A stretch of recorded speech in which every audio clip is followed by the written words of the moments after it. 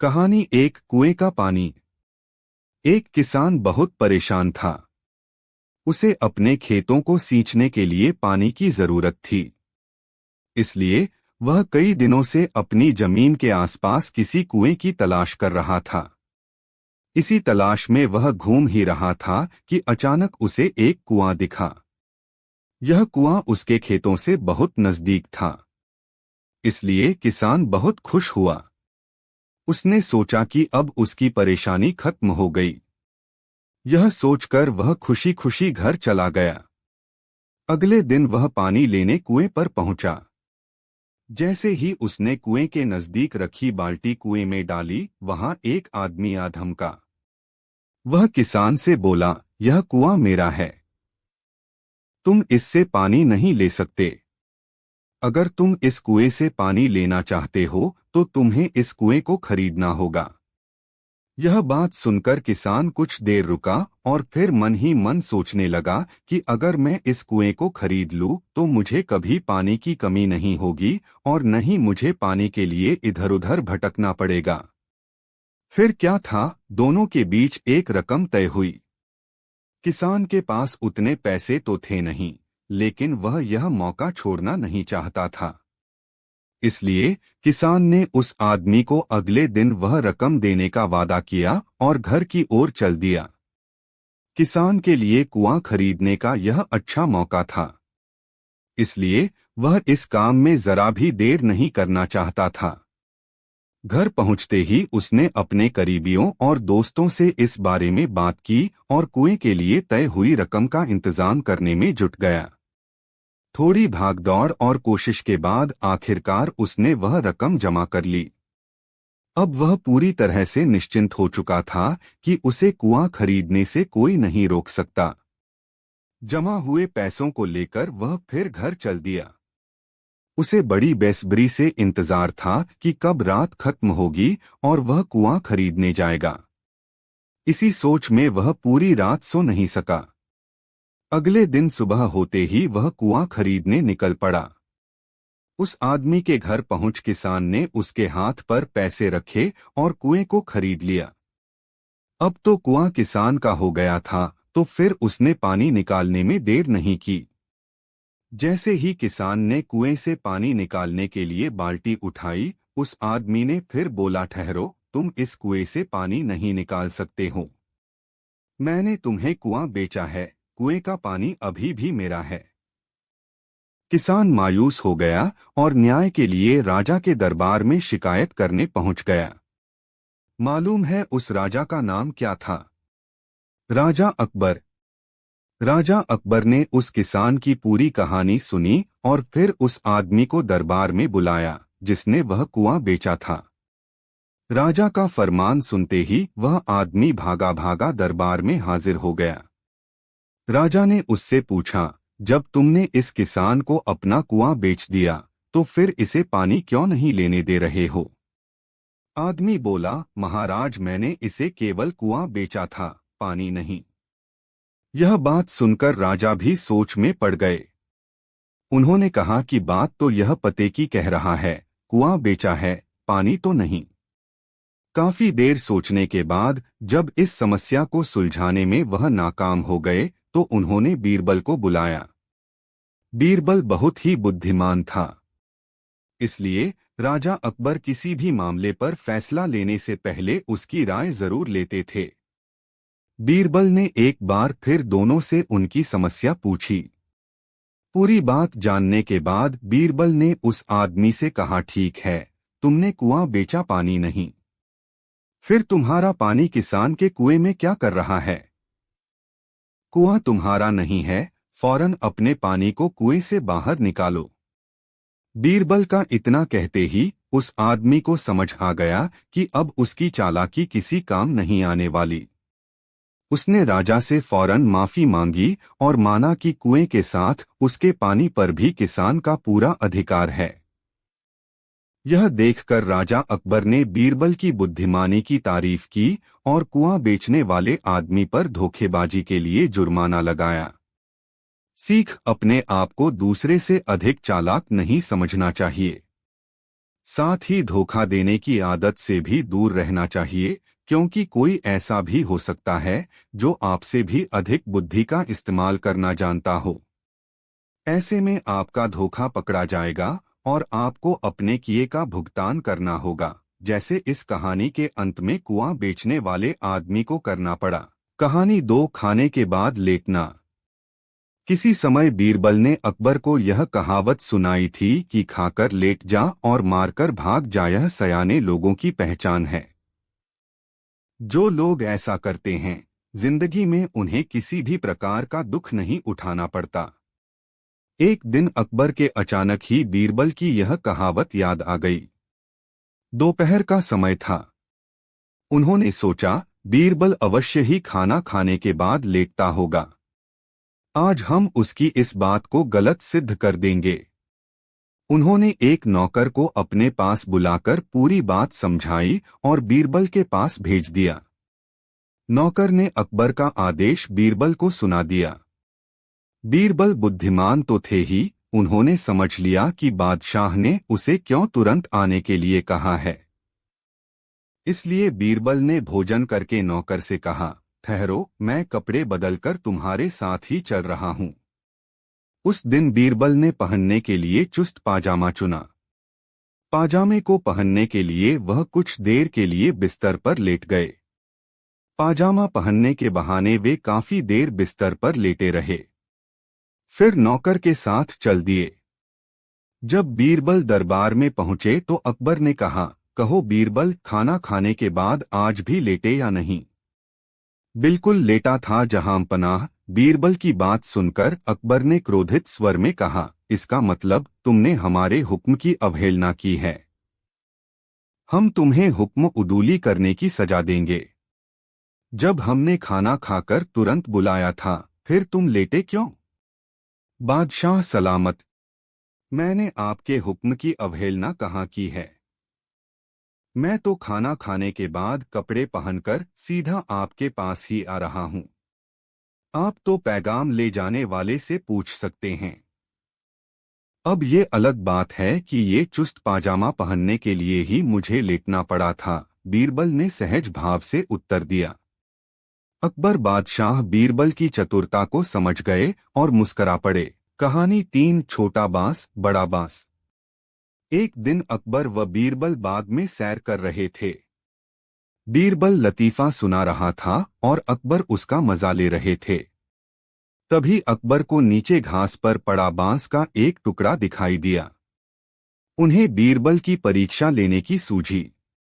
बीरबल को बांस का टुकड़ा दिखाते हुए वह बोले, क्या तुम इस बांस के टुकड़े को बिना काटे छोटा कर सकते हो? बीरबल लतीफा सुनाता सुनाता रुक गया और अकबर की आंखों में झांका।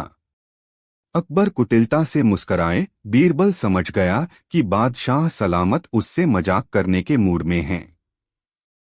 अब जैसा बेसिर पैर का सवाल था तो जवाब भी कुछ वैसा ही होना चाहिए था। बीरबल ने इधर उधर देखा। एक माली हाथ में लंबा बांस लेकर जा रहा था। उसके पास जाकर बीरबल ने वह बांस अपने दाएं हाथ में ले लिया और बादशाह का दिया छोटा बांस का टुकड़ा बाएं हाथ में। बीरबल बोला, हुजूर, अब देखें इस टुकड़े को, हो गया न बिना काटे ही छोटा। बड़े बांस के सामने वह टुकड़ा छोटा तो दिखना ही था। निरुत्तर बादशाह अकबर मुस्करा उठे बीरबल की चतुराई देखकर। कहानी 4, जब बीरबल बच्चा बना। एक दिन बीरबल दरबार में देर से पहुंचा। जब बादशाह ने देरी का कारण पूछा तो वह बोला, मैं क्या करता हुजूर। मेरे बच्चे आज जोर जोर से रोकर कहने लगे कि दरबार में न जाऊं। किसी तरह उन्हें बहुत मुश्किल से समझा पाया कि मेरा दरबार में हाजिर होना कितना जरूरी है। इसी में मुझे काफी समय लग गया और इसलिए मुझे आने में देर हो गई। बादशाह को लगा कि बीरबल बहानेबाजी कर रहा है। बीरबल के इस उत्तर से बादशाह को तसल्ली नहीं हुई। वे बोले, मैं तुमसे सहमत नहीं हूं। किसी भी बच्चे को समझाना इतना मुश्किल नहीं जितना तुमने बताया। इसमें इतनी देर तो लग ही नहीं सकती। बीरबल हंसता हुआ बोला, हुजूर, बच्चे को गुस्सा करना या डपटना तो बहुत सरल है, लेकिन किसी बात को विस्तार से समझा पाना बेहद कठिन। अकबर बोले, मूर्खों जैसी बात मत करो। मेरे पास कोई भी बच्चा लेकर आओ, मैं तुम्हें दिखाता हूं कि कितना आसान है यह काम। ठीक है जहां पनाह, बीरबल बोला, मैं खुद ही बच्चा बन जाता हूं और वैसा ही व्यवहार करता हूं। तब आप एक पिता की भांति मुझे संतुष्ट करके दिखाएं। फिर बीरबल ने छोटे बच्चे की तरह बर्ताव करना शुरू कर दिया। उसने तरह तरह के मुंह बनाकर अकबर को चिढ़ाया और किसी छोटे बच्चे की तरह दरबार में यहाँ वहां उछलने कूदने लगा। उसने अपनी पगड़ी जमीन पर फेंक दी। फिर वह जाकर अकबर की गोद में बैठ गया और लगा उनकी मूंछों से छेड़छाड़ करने। बादशाह कहते ही रह गए, नहीं नहीं मेरे बच्चे, ऐसा मत करो, तुम तो अच्छे बच्चे हो न। सुनकर बीरबल ने जोर जोर से चिल्लाना शुरू कर दिया। तब अकबर ने कुछ मिठाइयां लाने का आदेश दिया, लेकिन बीरबल जोर जोर से चिल्लाता ही रहा। अब बादशाह परेशान हो गए, लेकिन उन्होंने धैर्य बनाए रखा। वह बोले, बेटा, खिलौनों से खेलोगे? देखो कितने सुंदर खिलौने हैं। बीरबल रोता हुआ बोला, नहीं, मैं तो गन्ना खाऊंगा। अकबर मुस्कराए और गन्ना लाने का आदेश दिया। थोड़ी ही देर में एक सैनिक कुछ गन्ने लेकर आ गया, लेकिन बीरबल का रोना नहीं थमा। वह बोला, मुझे बड़ा गन्ना नहीं चाहिए, छोटे छोटे टुकड़े में कटा गन्ना दो। अकबर ने एक सैनिक को बुलाकर कहा कि वह एक गन्ने के छोटे छोटे टुकड़े कर दे। यह देखकर बीरबल और जोर से रोता हुआ बोला, नहीं, सैनिक गन्ना नहीं काटेगा, आप खुद काटें इसे। अब बादशाह का मिजाज बिगड़ गया, लेकिन उनके पास गन्ना काटने के अलावा और कोई चारा न था। और करते भी क्या, खुद अपने ही बिछाए जाल में फंस गए थे वह। गन्ने के टुकड़े करने के बाद उन्हें बीरबल के सामने रखते हुए बोले, अकबर, लो इसे खा लो बेटा। अब बीरबल ने बच्चे की भांति मचलते हुए कहा, नहीं, मैं तो पूरा गन्ना ही खाऊंगा। बादशाह ने एक साबुत गन्ना उठाया और बीरबल को देते हुए बोले, लो पूरा गन्ना और रोना बंद करो। लेकिन बीरबल रोता हुआ ही बोला, नहीं, मुझे तो इन छोटे टुकड़ों से ही साबुत गन्ना बनाकर दो। कैसी अजब बात करते हो तुम, यह भला कैसे संभव है? बादशाह के स्वर में क्रोध भरा था, लेकिन बीरबल रोता ही रहा। बादशाह का धैर्य चुक गया। बोले, यदि तुमने रोना बंद नहीं किया तो मार पड़ेगी तब। अब बच्चे का अभिनय करता बीरबल उठ खड़ा हुआ और हंसता हुआ बोला, नहीं नहीं, मुझे मत मारो हुजूर। अब आपको पता चला कि बच्चे की बेतुकी जिदों को शांत करना कितना मुश्किल काम है। बीरबल की बात से सहमत थे अकबर। बोले, हाँ ठीक कहते हो। रोते चिल्लाते जिद पर अड़े बच्चे को समझाना बच्चों का खेल नहीं। कहानी 5, हरा घोड़ा। एक दिन बादशाह अकबर घोड़े पर बैठकर शाही बाग में घूमने गए। साथ में बीरबल भी था। चारों ओर हरे भरे वृक्ष और हरी हरी घास देखकर अकबर को बहुत आनंद आया। उन्हें लगा कि बगीचे में सैर करने के लिए तो घोड़ा भी हरे रंग का ही होना चाहिए। उन्होंने बीरबल से कहा, बीरबल, मुझे हरे रंग का घोड़ा चाहिए। तुम मुझे 7 दिन में हरे रंग का घोड़ा ला दो। यदि तुम हरे रंग का घोड़ा न ला सके तो हमें अपनी शक्ल मत दिखाना, हरे रंग का घोड़ा तो होता ही नहीं है। अकबर और बीरबल दोनों को यह मालूम था, लेकिन अकबर को तो बीरबल की परीक्षा लेनी थी। दरअसल इस प्रकार के अटपटे सवाल करके वे चाहते थे कि बीरबल अपनी हार स्वीकार कर लें और कहें कि जहां पनाह मैं हार गया। मगर बीरबल भी अपने जैसे एक ही थे। बीरबल के हर सवाल का सटीक उत्तर देते थे कि बादशाह अकबर को मुंह की खानी पड़ती थी। बीरबल हरे रंग के छोड़ की खोज के बहाने 7 दिन तक इधर उधर घूमते रहे। 8वें दिन वे दरबार में हाजिर हुए और बादशाह से बोले, जहांपना, मुझे हरे रंग का घोड़ा मिल गया है। बादशाह को आश्चर्य हुआ। उन्होंने कहा, जल्दी बताओ, कहाँ है हरा घोड़ा? बीरबल ने कहा, जहांपना, घोड़ा तो आपको मिल जाएगा। मैंने बड़ी मुश्किल से उसे खोजा है, मगर उसके मालिक ने 2 शर्त रखी हैं। बादशाह ने कहा, क्या शर्तें हैं? पहली शर्त तो यह है कि घोड़ा लेने के लिए आपको स्वयं जाना होगा। यह तो बड़ी आसान शर्त है। दूसरी शर्त क्या है? घोड़ा खास रंग का है, इसलिए उसे लाने का दिन भी खास ही होगा। उसका मालिक कहता है कि सप्ताह के 7 दिनों के अलावा किसी भी दिन आकर उसे ले जाओ। अकबर बीरबल का मुंह देखते रह गए। बीरबल ने हंसते हुए कहा, जहांपना, हरे रंग का घोड़ा लाना हो तो उसकी शर्तें भी माननी ही पड़ेगी। अकबर खिलखिलाकर हंस पड़े। बीरबल की चतुराई से वह खुश हुए। समझ गए कि बीरबल को मूर्ख बनाना सरल नहीं है। कहानी 6 सबकी सोच एक जैसी। एक बार अकबर बादशाह ने बीरबल से शान से कहा, बीरबल, हमारी जनता बेहद ईमानदार है और हमें कितना बहुत प्यार करती है। बीरबल ने तुरंत उत्तर दिया, बादशाह सलामत, आपके राज्य में कोई भी पूरी तरह ईमानदार नहीं है, न ही वो आपसे ज्यादा प्यार करती है। यह तुम क्या कह रहे हो बीरबल? मैं अपनी बात को साबित कर सकता हूँ बादशाह सलामत। ठीक है, तुम हमें साबित करके दिखाओ, बादशाह अकबर बोले। बीरबल ने नगर में ढिंढोरा पिटवा दिया कि बादशाह सलामत एक भोज करने जा रहे हैं। उसके लिए सारी प्रजा से अनुरोध है कि कल सुबह दिन निकलने से पहले हर आदमी एक एक लोटा दूध डाल दे। कड़ाहे रखवा दिए गए हैं, उनमें हर आदमी दूध डाल जाए। हर आदमी ने यही सोचा कि जहां इतना दूध इकट्ठा होगा वहां उसके एक लोटे पानी का क्या पता चलेगा। अतः हर आदमी कड़ाहों में पानी डाल गया। सुबह जब अकबर ने उन कड़ाही को देखा जिनमें जनता से दूध डालने को कहा गया था, तो दंग रह गए। उन कड़ाहों में तो केवल सफेद पानी था। अकबर को वस्तुस्थिति का पता चल गया। सब लोग एक जैसा सोचते हैं। अकबर बीरबल की कहानी। दरबार की कार्यवाही चल रही थी। सभी दरबारी एक ऐसे प्रश्न पर विचार कर रहे थे जो राजकाज चलाने की दृष्टि से बेहद अहम न था। सभी एक एक कर अपनी राय दे रहे थे। बादशाह दरबार में बैठे यह महसूस कर रहे थे कि सबकी राय अलग है। उन्हें आश्चर्य हुआ कि सभी एक जैसे क्यों नहीं सोचते। तब अकबर ने बीरबल से पूछा, क्या तुम बता सकते हो कि लोगों की राय आपस में मिलती क्यों नहीं? सब अलग अलग क्यों सोचते हैं?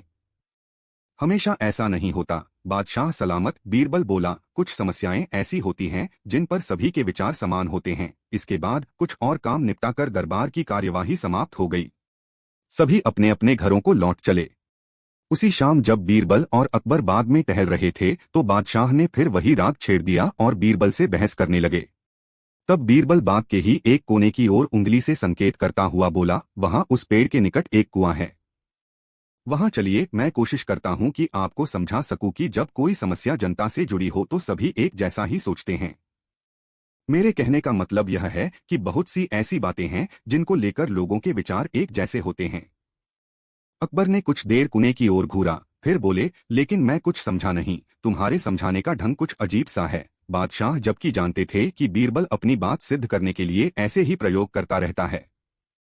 सब समझ जाएंगे हुजूर, बीरबल बोला। आप शाही फरमान जारी कराएं कि नगर के हर घर से एक लोटा दूध लाकर बाग में स्थित इस कुएं में डाला जाए। दिन पूर्णमासी का होगा। हमारा नगर बहुत बड़ा है, यदि हर घर से एक लोटा दूध इस कुएं में पड़ेगा तो यह दूध से भर जाएगा। बीरबल की यह बात सुन अकबर ठहाका लगाकर हंस पड़े। फिर भी उन्होंने बीरबल के कहेनुसार फरमान जारी कर दिया। शहर भर में मुनादी करवा दी गई कि आने वाली पूर्णमासी के दिन हर घर से एक लोटा दूध लाकर शाही बाग के कुएं में डाला जाए। जो ऐसा नहीं करेगा उसे सजा मिलेगी। पूर्णमासी के दिन बाग के बाहर लोगों की कतार लग गई। इस बात का विशेष ध्यान रखा जा रहा था कि हर घर से कोई न कोई वहां जरूर आए। सभी के हाथों में भरे हुए पात्र बर्तन दिखाई दे रहे थे। बादशाह अकबर और बीरबल दूर बैठे यह सब देख रहे थे और एक दूसरे को देख मुस्करा रहे थे। सांझ ढलने से पहले कुएं में दूध डालने का काम पूरा हो गया। हर घर से दूध लाकर कुएं में डाला गया था। जब सभी वहां से चले गए तो अकबर व बीरबल ने कुएं के निकट जाकर अंदर झांका। कुआं मुंडेर तक भरा हुआ था, लेकिन यह देख अकबर को बेहद हैरानी हुई कि कुएं में दूध नहीं पानी भरा हुआ था। दूध का तो कहीं नामो निशान तक न था। हैरानी भरी निगाहों से अकबर ने बीरबल की ओर देखते हुए पूछा, ऐसा क्यों हुआ? शाही फरमान तो कुएं में दूध डालने का जारी हुआ था, यह पानी कहाँ से आया? लोगों ने दूध क्यों नहीं डाला? बीरबल एक जोरदार ठहाका लगाता हुआ बोला, यही तो मैं सिद्ध करना चाहता था हुजूर। मैंने कहा था आपसे कि बहुत सी ऐसी बातें होती हैं जिस पर लोग एक जैसा सोचते हैं, और यह भी एक ऐसा ही मौका था। लोग कीमती दूध बर्बाद करने को तैयार न थे। वे जानते थे कि कुएं में दूध डालना व्यर्थ है, इससे उन्हें कुछ मिलने वाला नहीं था। इसलिए यह सोचकर कि किसी को क्या पता चलेगा, सभी पानी से भरे बर्तन ले आए और कुएं में उड़ेल दिए। नतीजा, दूध के बजाय पानी से भर गया कुआं। बीरबल की यह चतुराई देख अकबर ने उसकी पीठ थपथपाई। बीरबल ने सिद्ध कर दिखाया था कि कभी कभी लोग एक जैसा भी सोचते हैं।